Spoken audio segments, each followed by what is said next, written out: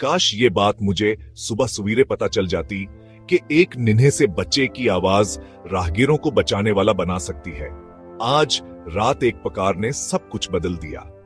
ये जंगल में एक मुश्किल सूरत-हाल थी। एक निन्हा तेंदुआ अपनी मां को फंदे में फंसा हुआ पाया। मां डरी हुई थी, वो हल नहीं पा रही थी।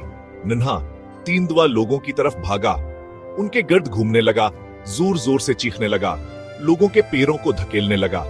एक बेचैन पकार जिसे सिर्फ चंद लोगों ने सुना, लोग रख गए। उन्होंने अपने फोन निकाल लिए, कुछ मदद करना चाहते थे, कुछ हैरान रह गए। आप अकेले हीरो नहीं बन सकते। फंदे खतरनाक होते हैं। एक जख्मी बड़ा जानवर हमला कर सकता है। गैर तरबियत याफ्ता लोग सूरत हाल मजीद खराब कर सकते हैं। किसी ने वाइल्ड लाइफ रेस्क्यू टीम को बुलाया। तरबियत याफ्ता लोग पहुंचे, सामान लेकर पहुंचे, बेहोशी की दवा लेकर आए। एक वाज़ेह मंसूबा भी था। निन्हा तेंदुआ हर कदम देखता रहा। उम्मीद और खौफ दोनों थे। फिर उन्होंने मां को आजाद कर दिया। मां लंगड़ाती हुई चली गई। निन्हा तेंदुआ इसके करीब रहा।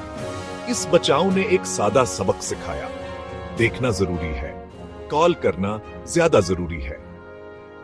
अगर किसी जानवर को मुश्किल में देखें तो ये करें, इससे दूर रहें। फौरी तौर पर मकामी वाइल्ड लाइफ हिकाम या रेस्क्यू एनजीओ को कॉल करें। इलाके को पुरस्कून रखें। कोई शोर शराबा नहीं, कोई फ्लैश फोटोग्राफी नहीं। आज रात बच्चे की पकार ने रास्ता दिखाया। ये वायरल क्लप्स की वजह नहीं था, बल्कि किसी ने सही कदम उठाया। वो बने जो देखता है, कॉल करता है और परवाह करता है। कभी कभी एक जान बचाने के लिए बस इतना काफी होता है। आखिर में वो निन्हा तेंदुआ अब भी इल्तिजा कर रहा है, लेकिन अब वो महफूज जंगलों के लिए इल्तिजा कर रहा है, अजनबियों के लिए नहीं।